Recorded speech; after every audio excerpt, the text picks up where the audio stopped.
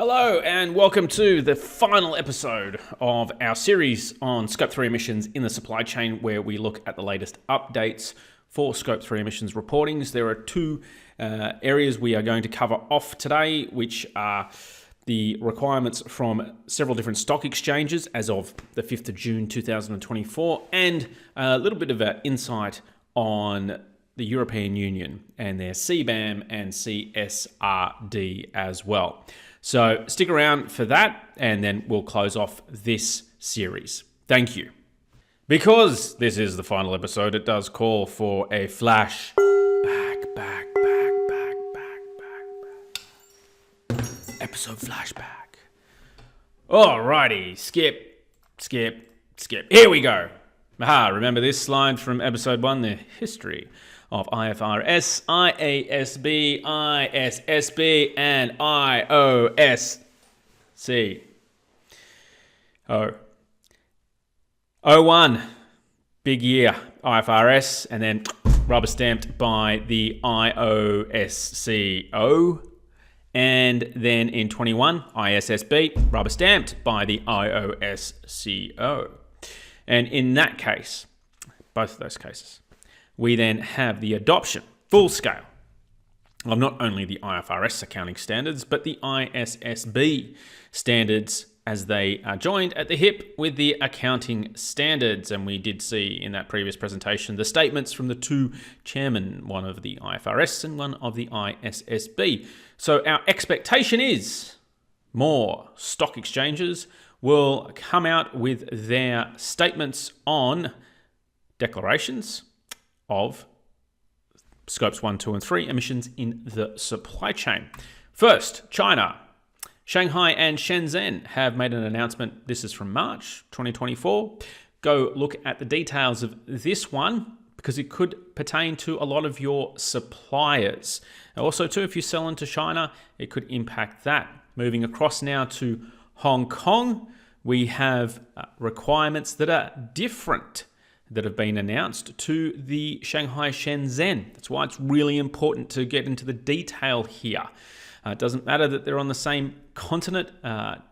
Doesn't matter at all. Now, you'll see that there are references to Scope 3 as well as 1 and 2.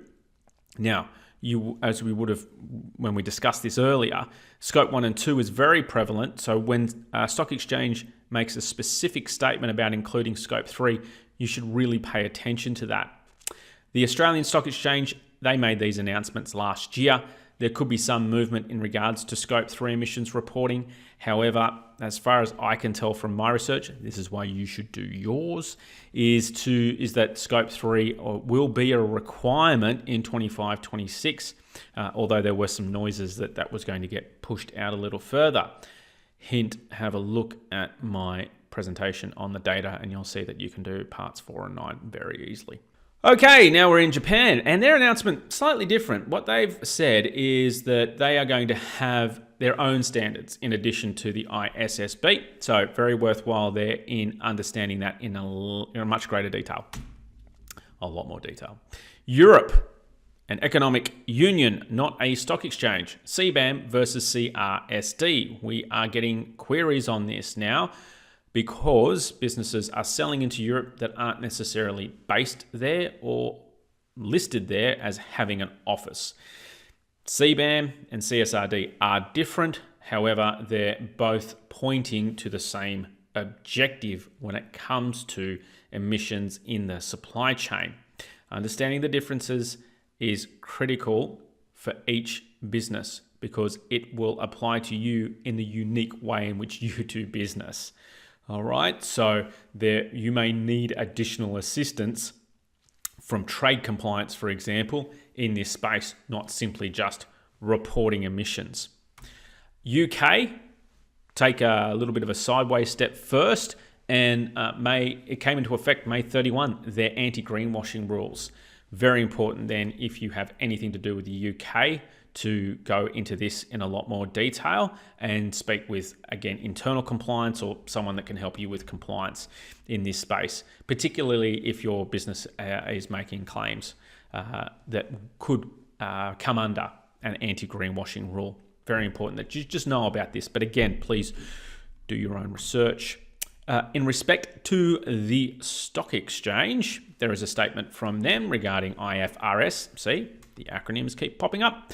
S1 and IFRS S2, Q1 2025. So really it would appear from what the UK is doing is saying, we're going to implement this. We have a time frame. This is the time frame.